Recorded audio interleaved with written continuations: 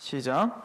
사흘째 되던 날 갈릴리 가나에 혼례가 있어 예수의 어머니도 거기 계시고 예수와 그 제자들도 혼례의 청함을 받았더니 포도주가 떨어진지라. 예수의 어머니가 예수에게 이르되 저들에게 포도주가 없다 하니 예수께서 이르시되 어제여 나와 무슨 상관이 있나이까? 내 때가 아직 이르지 아니하였나이다. 그의 어머니가 하인들에게 이르되 너희에게 무슨 말씀을 하시든지 그대로 하라 하니라. 거기에 유대인의 정결 예식을 따라 두세 통 드는 돌 항아리 6이 놓였는지라. 예수께서 그에게 이르시되 항아리에 물을 채우라 하신즉 아기까지 채우니 이제는 떠서 연회장에 갖다 주라 하심에 갖다 주었더니 연회장은 물로 된 포도주를 맛보고도 어디서 났는지 알지 못하되 물 떠온 하인들은 알더라. 연회장이 신랑을 불러 말하되 사람마다 먼저 좋은 포도주를 내고 취한 후에 낮은 것을 내거늘 때는 지금까지 좋은 포도주를 두었도다 하니라. 예수께서 이 첫 표적을 갈릴리 가나에서 행하여 그의 영광을 나타내심에 제자들이 그를 믿으니라.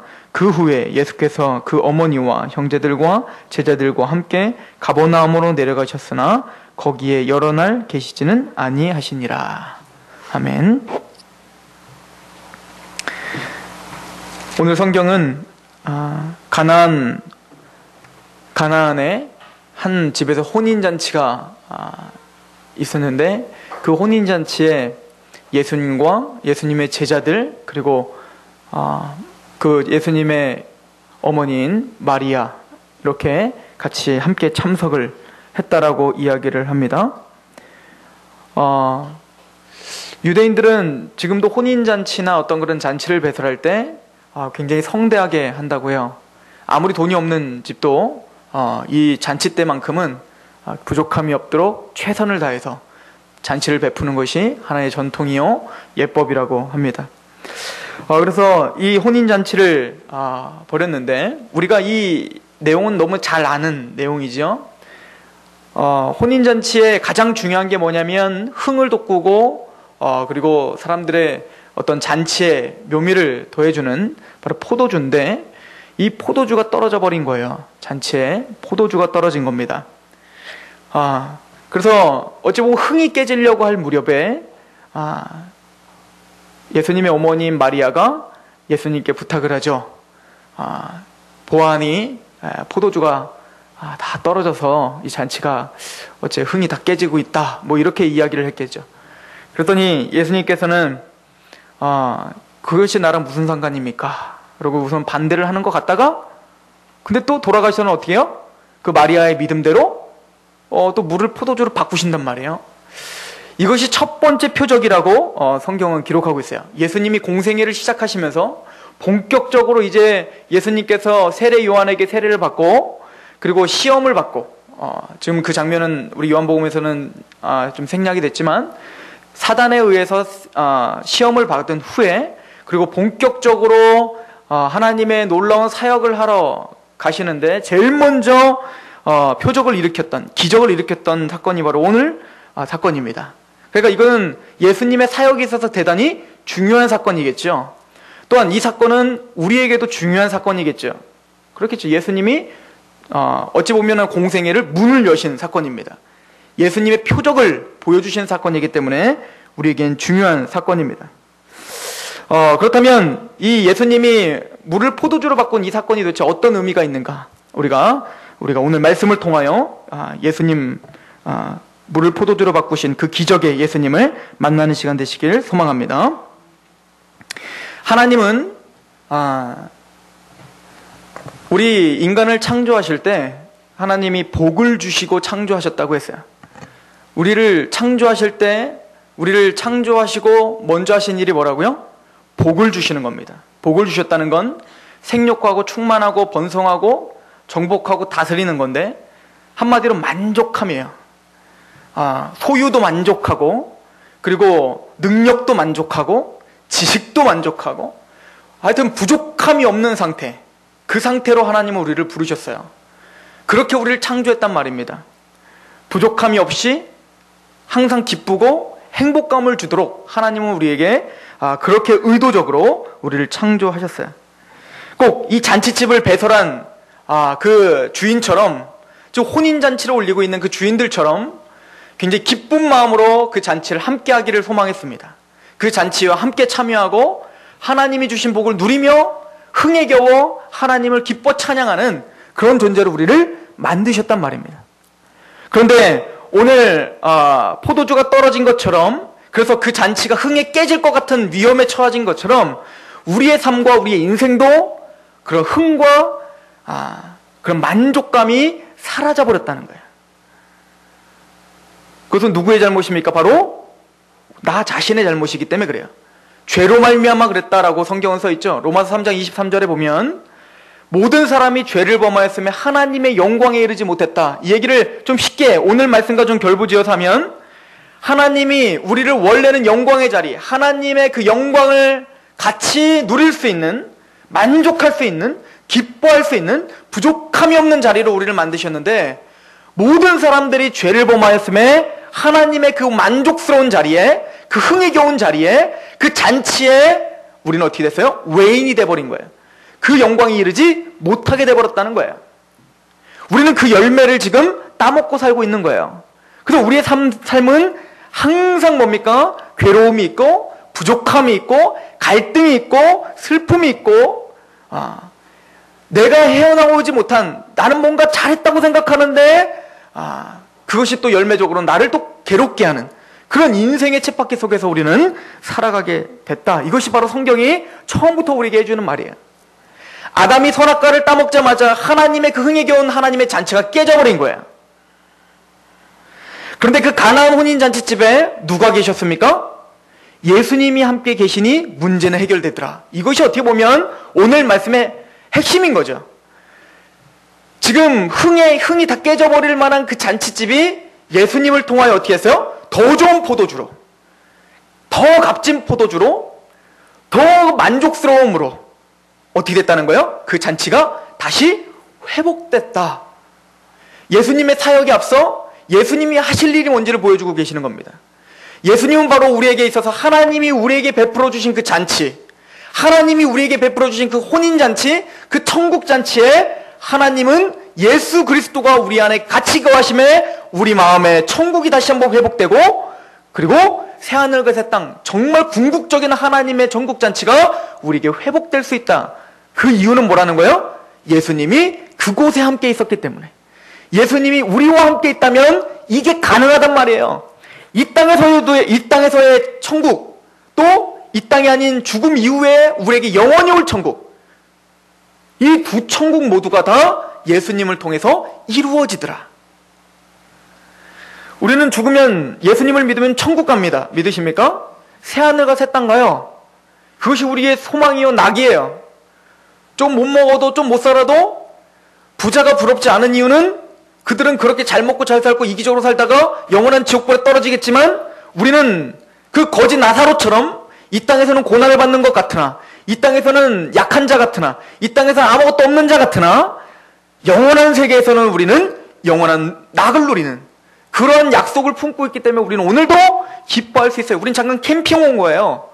우린 잠깐 캠핑 왔어요. 진짜 본향이 준비되어 있기 때문에 우리는 기쁠 수 있어요. 그런데 우리가 그렇게 소망이 생기는 이유는 뭐라고요? 예수 그리스도께서 거하시기 때문에 그렇다. 그런데 우리는 저 땅의 천국뿐만 아니라 오늘 살아가면서 이 땅에서도 천국을 누릴 수 있는 자라는 거예요. 우리 찬송가 중에 그러잖아요. 우리가 초막이나 그 어디에 우리가 궁궐이나 거하여도 그 어디나 하늘나라라는 거예요. 초가집에 살든 궁궐에 살든 주님이 거하시는 곳 그 어디나 하늘나라. 이것이 우리의 고백이거든요. 상황은 달라진 게 없지만 예수님이 내 안에 거하시니 잔치가 살아나더라. 예수님이 내 안에 거하시니 알 수 없는 평강과 기쁨이 내 안에 넘치더라. 이게 지금 로마서에 있는 말씀 아닙니까? 하나님의 나라는 먹는 것과 마시는 것에 있는 것이 아니라 성령 안에서 의와 평강과 희락이니라. 즉 세상이 줄 수 없는 내가 의롭다는 확신과 세상이 줄 수 없는 그 평강이 나를 주장하는 거죠. 그리고 세상이 줄 수 없는 그 기쁨으로 나를 충만하게 만들어주는 것, 예수 그리스도가 내 안에 거하시느냐 그렇지 않느냐, 이것이 문제라고 성경은 이야기하고 있는 것입니다.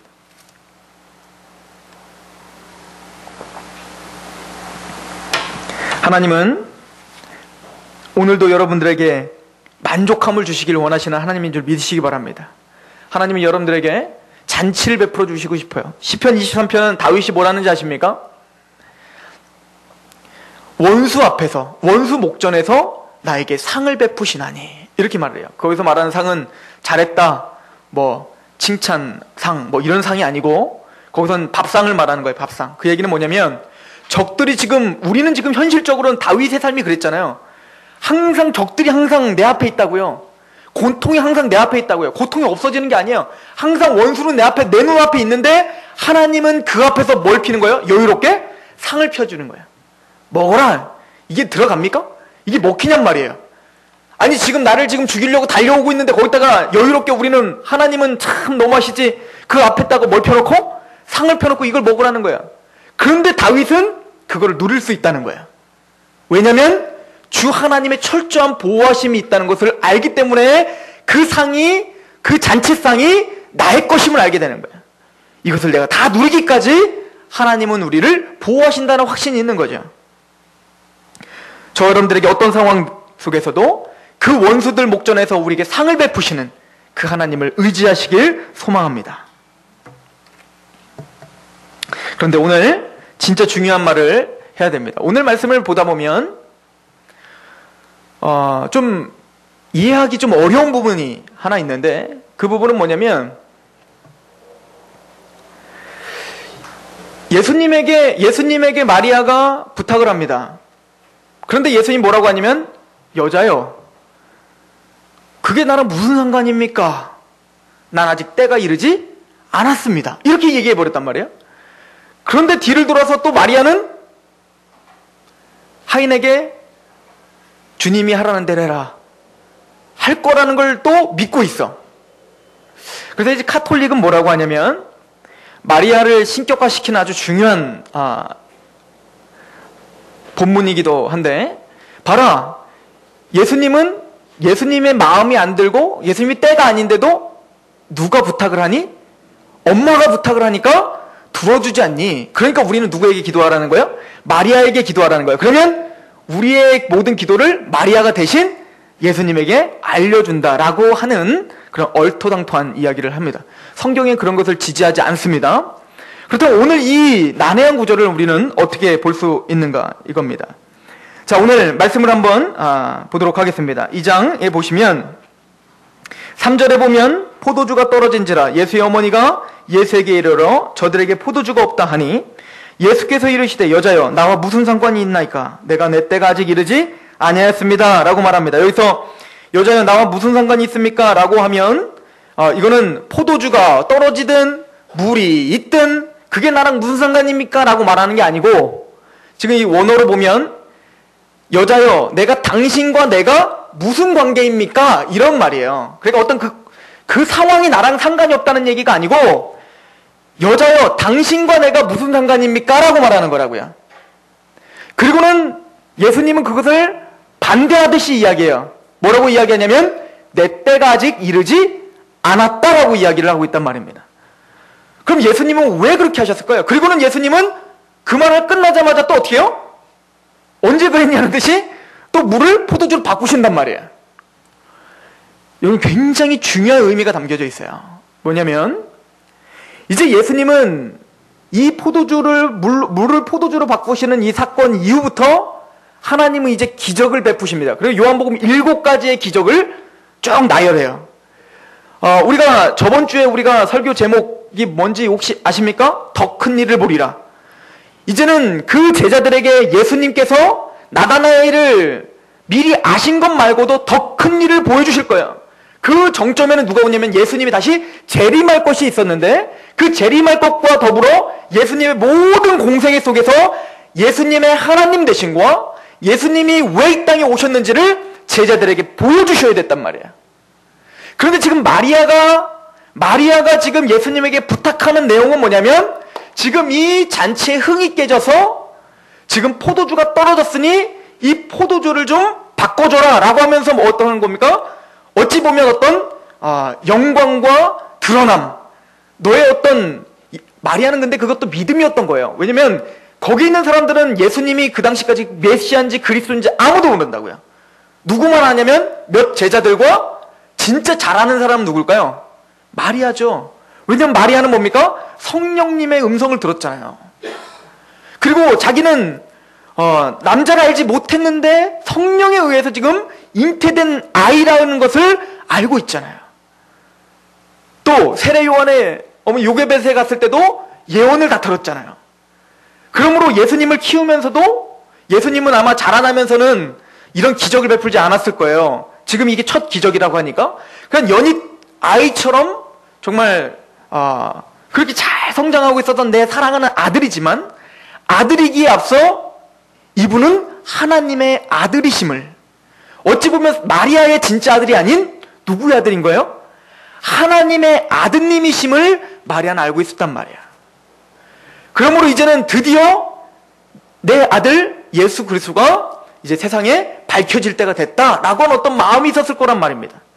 그러나 예수님은 뭐라고 합니까? 아직 내 때가 이르지 않았다라는 것을 말하며 당신과 내가 도대체 무슨 상관입니까? 즉 당신이 의도하는 것과 지금 내가 이 일을 하려고 하는 것이 도대체 무슨 상관입니까? 로 우리는 이해를 하셔야 된다는 얘기예요. 왜냐하면 이제 앞으로 내 때는 아직 이르지 않았다는 말을 요한복음에 7번이나 반복을 합니다. 그 7번 다 뭐냐면 기적을 베풀고 사람들에게 쉿 알리지 마. 아직 내 때가 이르지 않았기 때문이더라. 그리고 성전에서 예수님을 이제 막 잡아 죽이려고 이제 바리새인과 서기관들이 막 몰려들 때 군중들이 무서워서 도망가면서 성경이 뭐라고 하냐면 아직 그리스도의 때가 이르지 아니하여서 그들이 잡지 못했다. 즉 뭡니까? 하나님이 정해놓은 때가 있어요. 그렇다면 그 7번이나 요한복음에 말했던 내 때, 예수님의 때는 어떤 걸 말하는 거죠? 십자가의 죽으심이에요. 이해가십니까? 지금 첫 사역을 시작하시면서 예수님의 마음에는 뭘 지금 염두에 두고 있냐면 그 때를 염두에 두고 있는 거예요. 내가 죽을 것, 내가 고난당할 것. 즉 예수님은 기적을 베푸실 때 나의 어떠함을 드러내려고 기적을 베푸시는 것이 아니라는 거예요. 기적을 베풀 때 어때? 괜찮지? 엄청나지? 나 이런 사람이야. 나는 하나님이야. 알겠어? 이것을 드러내고자 하는 기적이 아니란 말이에요. 기적을 베풀었을 때 어떤 유익함이 있을까요? 우와! 엄청난데 이분?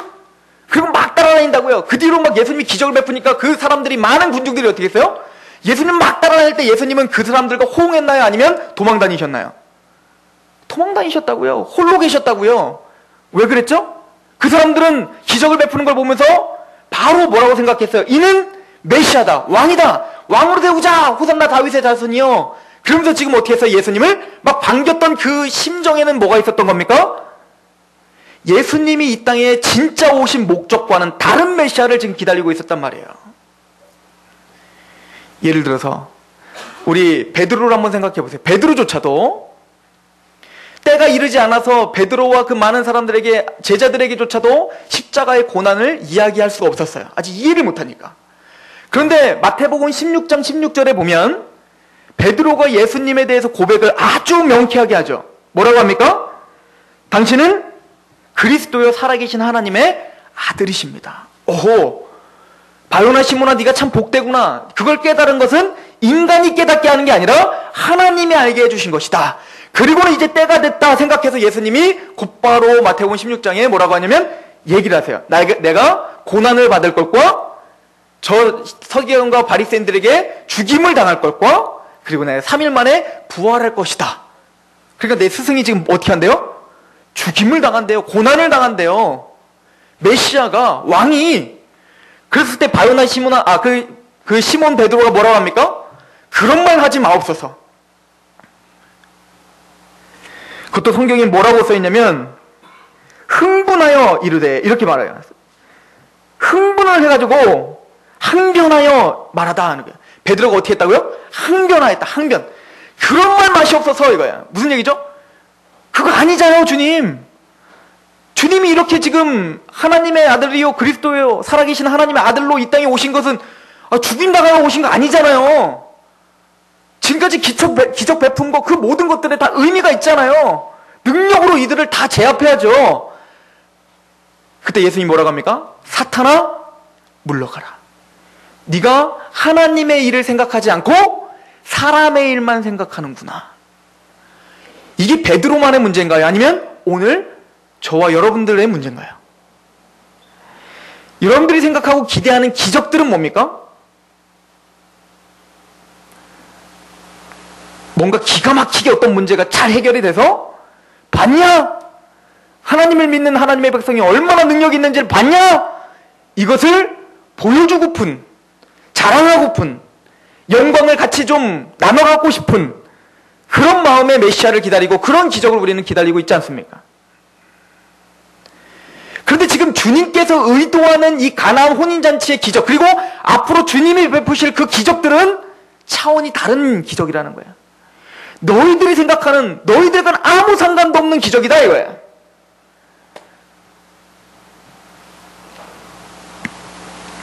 그래서 요한복음은 기적이라는 말을 쓰지 않고 표적이라는 말을 써요. 어떤 말을 쓴다고요? 표적. 기적은 그냥 기적이에요. 그럼 표적은 달라요. 표적은 어떤 신기한 현상이 일어났을 때 그 신기한 현상을 베푸신 이유가 있는 거예요. 뭔가 하실 이야기가 있는 거예요. 그거를 통해서. 이해가십니까? 그래서 표적이에요. 즉 가나안 혼인잔치를 통해서 주님은 하실 말씀이 있었던 거예요. 앞으로 여러 가지 우리 B번에 2번에 B번 보세요. 이거 제가 정리를 했는데 2장 1절에서 11절까지는 가나안 혼인잔치 그 기적이 나오죠. 그리고 이 가나안 혼인잔치 기적이 나온 다음에 3장 4장은 이 가나안 혼인잔치에 대한 해설이에요. 이게 무엇을 가리키는지를 말해준다고요. 설명해주고 있다고요. 또 4장 46절에서 5장까지는 병든 자가 치유받는 막 그런 기적들이 나타난다고요. 그리고는 5장 16절부터는 이 치유의 역사를 통해서 우리가 무엇을 깨달아야 되는지를 알려주고 계신다고요. 또 6장에 우리가 잘 알고 있는 오병이어의 기적이 나타난다고요. 그 오병이어의 기적을 나타내시고는 6장 25절부터는 그 오병이어의 기적을 통해서 도대체 주님이 무엇을 진짜 말하고자 하는지를 알려주고 계신다는 거예요. 9장에 소경을 눈을 뜨게 하는 또 기적이 나타나요. 그리고 기적을 베푸시고 난 다음에 이제 그 요한사도는 의도적으로 7장, 8장, 10장에 앞뒤로 해가지고 이 기적을 통해서 도대체 하나님이 진짜 우리에게 깨닫게 하시고 싶은 것이 무엇인지를 설명해주고 있다고요. 그리고 마지막 기적의 하이라이트예요. 죽은 나사로가 살아나는 일을 통하여 진짜 주님이 말하고자 하는 게 무엇인지를 보여주는 거예요. 병든 자를 치유하시면서 그 치유가 바로 주님은 우리의 영적인 치유를, 우리에게 영원한 생명을 주시러 온 그 치료자이시다. 이것을 보여주려고 하는 것이죠. 또한 오병이어의 기적을 통해서 나는 너희가 광야에 있을 때, 이스라엘 백성들이 광야에 있을 때 모세를 통해서 만나와 메추라기와 반석에 쳐서 물을 먹게 한 그 모세보다도 더 뛰어난, 그는 종으로서 너희에게 만나를 제공해줬지만 나는 너에게 오병이어 기적을 통해서 이 이스라엘 백성들 누가 자꾸 생각이 날까요? 오병이어 기적을 다 베풀면 모세가 생각나는 거예요. 우리 백성이 만나를 먹었는데 정말 그 기적이 여기서 일어나는 거잖아요. 주님을 통해서. 그런데 주님이 진짜 하는 얘기는 뭐냐면 나는 너희에게 떡을 주러 온 게 아니다 이거야. 진짜 떡을 지금 먹고 있지만, 내가 너에게 떡을 주고서 떡을 먹고 있지만 이것이 궁극적인 목적이 아니야. 내가 떡이야. 내가. 나는 너희에게 떡을 나눠주는 자가 아니라 내가 떡이다 이거야. 무슨 얘기죠? 여러분들에게 돈을 주고 재정을 줄 수 있어요 하나님이. 근데 그것을 통해서 우리에게 깨닫게 하고 싶은 건 뭐예요? 나를 먹어라. 나를 먹어라. 내가 참 떡이요 내가 참 음료다 이거예요. 모세는 그냥 반석에 있는 물을 마시게 했을 뿐이지, 그러나 나는 내가 음료야. 이해가십니까? 그런데 깨달아요 못 깨달아요? 못 깨닫잖아요. 못 깨달아요. 특히 누가 못 깨달아요? 바리새인과 서기관들 못 깨닫잖아요. 그래서 소경들을 막 눈을 뜨게, 막 눈을 떠줘요. 막 눈을 떠주니까 막 와서 막 그러는 거예요. 야 네가 뭔데 눈을 떴냐 뭐 어쩌고저쩌고 막 하니까 뭐라고 합니까?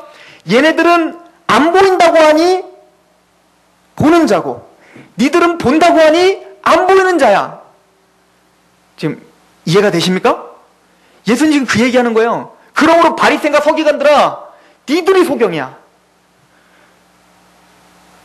이 소경들은 뭐예요? 하나님 눈을 뜨게 해주세요 라고 예수님을 붙잡고 당신이 떠나면 나는 살 수가 없습니다. 그렇게 나는 안 보이는 자입니다 라고 하니 너희들은 볼 것이요. 반대로 나는 원래 보는데, 나는 원래 봐. 내 것으로 천국 갈 거야. 내가 열심히 하고 있었거든. 나는 그냥 열심히 지금 교회 잘 다녔고, 나는 하나님 앞에 그냥저냥 잘 살았어. 니들은 죄인이니까, 야 세리들아, 니들은 죄인이니까 그렇게 예수님에게 달려들어. 나는 내 것으로 갈 테니 그러므로 너희는 소경이다 이거야. 이해가 가십니까? 그럼 나사로를 살리면서 뭡니까? 내가 곧 부활이다 이거야. 나를 믿으면 죽은 자가 살아나듯이 너희들이 살아난다. 기적 하나하나에도 헛된 기적이 아닌 거예요. 다 의도적인 기적이 있어요. 그렇다면 오늘 가나안 혼인잔치 기적을 통해서 우리에게 진짜 보여주고자 하는 게 뭡니까? 유대교 끝났다는 거예요. 오늘 말씀을 보시면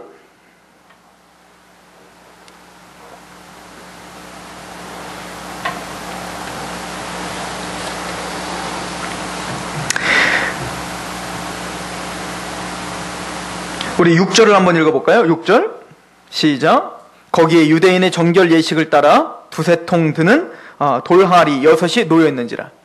돌항아리 6개가 있는데 이 6개 동아리는 어떨 때 쓰는 거래요? 유대인의 정결 의식할 때 쓰여지는 거래요. 성전에 갈 때 거룩하게 하고 가야 되기 때문에 거기 항상 물을 채워놓고 정결하게 씻고 가야 되는 그 물을 6개의 물을 담아 놓는 건데, 지금 이 유대교의 그 정결케 하는 그 돌 항아리가 이 천국, 이 가나안 혼인잔치의 흥이 깨지려고 할 때 살릴 수 있는 능력이 있었어요? 없었어요? 전혀 없었다는 거예요. 이해 가십니까? 즉 유대교는 이제 끝났다는 거예요. 유대교를 그러면 우리로 말하면 율법주의는 끝났다는 거예요. 율법주의로는 절대 천국을 참여할 수 없다는 거야. 구약 전체 너희가 그렇게 사랑하는 모세, 엘리야, 아브라함, 이삭, 야곱, 그 기라성 같은 사람들이 아무리 많을지라도 그들 갖고는 구원받을 수 없다는 거야. 그들을 성취한 분이 있다는 거예요. 그분이 바로 누구라는 거예요? 바로 예수 그리스도라는 거예요. 그래서 더 좋은 포도주로 이제 이 잔치를 회복시킬 분이 바로 나다 이거예요. 그래서 그 다음이 바로 어떤 사건이냐면 바로 성전 청결 사건이 일어나는 거예요. 이제 이 보여지는 성전으로는 희망이 없다는 거예요. 누가 진짜 성전이라는 거예요? 내가 진짜 성전이라고 예수님 말하는 거예요. 그러면 성전이 아니더라도 내가 열심히 말씀을 외우고 말씀대로 살고 말씀대로 치열하게 사는 것, 이거 갖고 하면 되잖아요. 그래서 하는 얘기가 뭐라고요? 3장에 니고데모의 이야기가 나오는 거예요. 그거 갖고 안 된다는 거예요. 네가 아무리 말씀을 잘 알고 있고 말씀대로 다 행했던 그런 바리새인 중에 바리새인이지만 그거 갖고는 안 된다는 거예요. 거듭나야 된다는 거예요. 하나님이 세상을 이처럼 사랑하사 독생자를 주셨으니 이는 저를 믿는 자마다 멸망치 않고 영생을 얻게 하려 하십니다. 이제는 이것밖에는 길이 없다는 거예요. 이해 가십니까?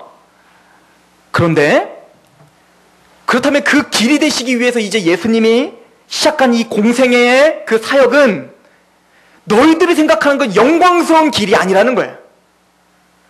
너희들이 생각하는 슈퍼스타가 되는 게 아니란 말이에요. 그래서 예수님은 잘 생각해 보세요. 마태복음이나 마가복음, 누가복음에 예수님이 시험 당하는 장면이 나와요. 3가지 시험을 당해요. 첫 번째 시험 뭐죠? 돌을 떡으로 만들어 먹으라는 거예요. 근데 예수님이 이거 합니까 안 합니까? 안 하죠.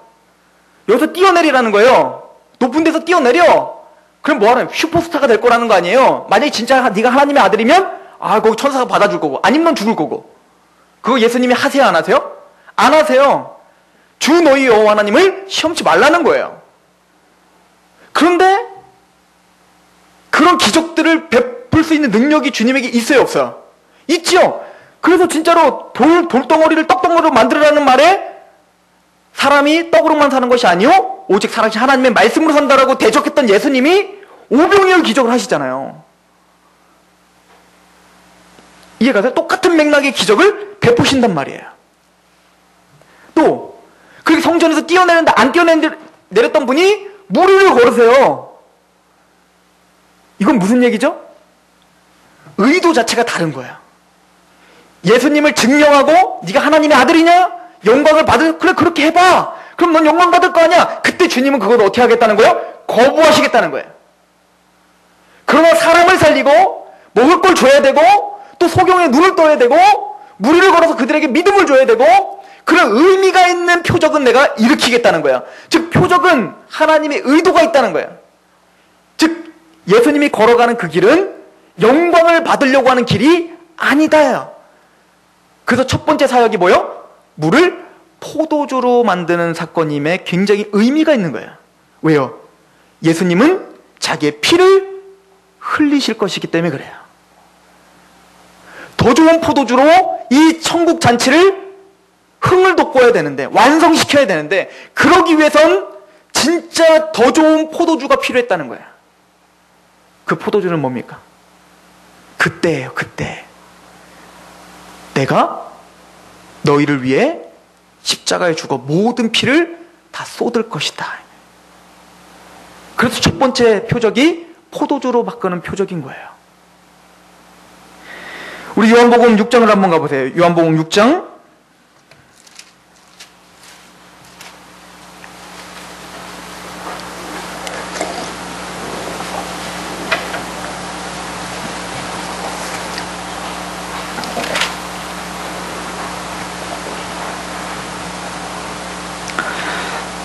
53절부터 보시면 예수께서 이르시되 내가 진실로 진실로 너희에게 이르노니 인자의 살을 먹지 아니하고 인자의 피를 마시지 아니하면 너희 속에 생명이 없느니라. 내 살을 먹고 내 피를 마시는 자는 영생을 가졌고 마지막 날에 내가 그를 다시 살리리니 내 살은 참된 양식이요 내 피는 참된 음료로다.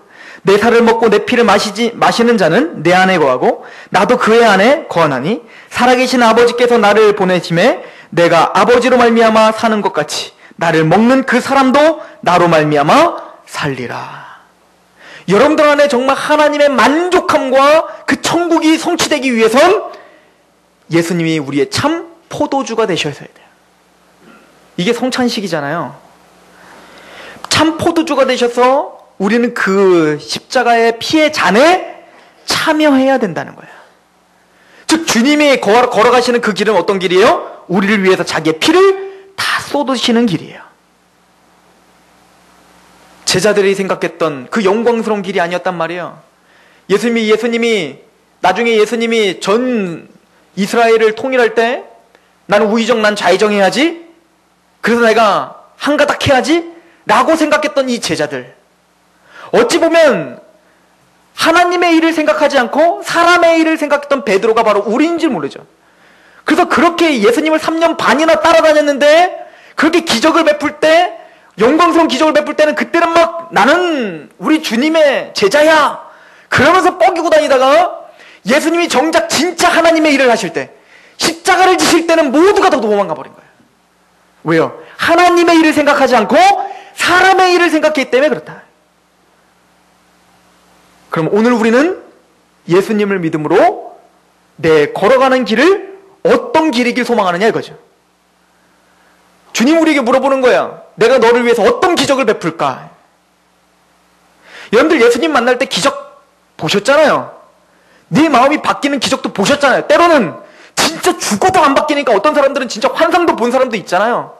많아요. 어떤 사람은 초신자인데 정말 기도했더니 막 병이 나요. 그런 기적들이 진짜 이 교회는 나타난다고요. 그거면 족합니다. 그 기적을 갖고 있다고 진짜 주님이 진짜 의도하시는 길을 따라가는 사람은 아닌 거예요. 그렇게 무리들을 따라다녔다가 예수님이 십자가를 지려고 하니까 도망갔던 무리들처럼 우리는 어떤 기적을 바랍니까? 진짜 주님이 원하는 기적은 피 흘리는 기적이에요.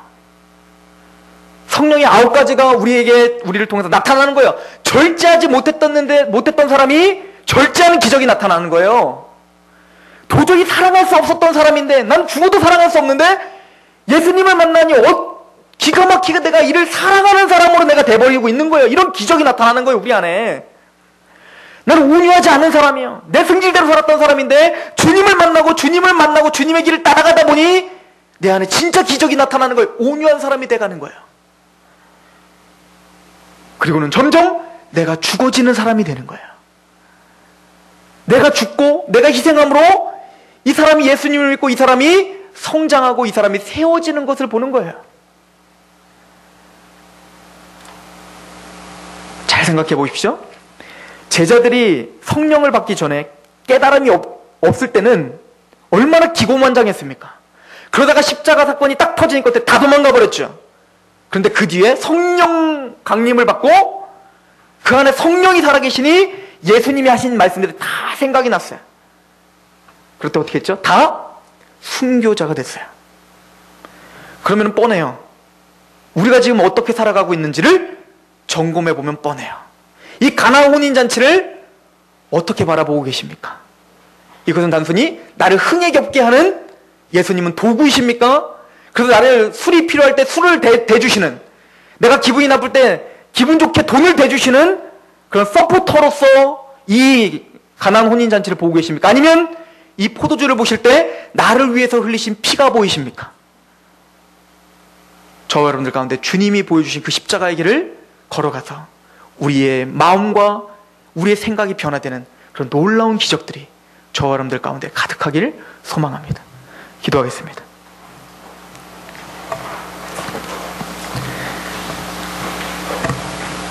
하나님, 예수님께서 우리를 흥에 겹게 하시기 위하여, 우리를 만족하게 하시기 위하여 더 좋은 포도주를 준비하셨습니다. 자기의 몸을 깨트려 그 모든 피를 쏟으시고 우리를 구원시켜 주심으로 하나님의 자녀라, 구원받은 자라, 집 나간 탕자처럼 유리하고 정말 아무 소망도 없었던 우리를 받아주시고 또 우리를 아들이라 칭해 주시며 소를 잡고 잔치를 베풀어 주신 그 아버지의 마음처럼 우리를 지금까지 인내하심으로 기다려 주신 하나님 너무나 감사합니다. 사랑은 오래 참고 시기하지 않고 아버지 하나님은 남의 유익을 더 채워줄 수 있는 것이라고 하는데 우리가 그 사랑이 우리 마음 안에 역동적으로 역사하게 하여 주시옵소서. 주님이 그 몸을 깨트리신 것처럼 우리의 삶 속에서도 나를 깨트려 생명을 살리는 그런 거룩한 길을 걸어갈 수 있도록, 또 그런 거룩한 기적들이 우리의 삶 속에서 일어날 수 있도록 우리를 붙잡아 주옵소서. 예수 그리스도의 이름으로 감사하며 기도하옵나이다.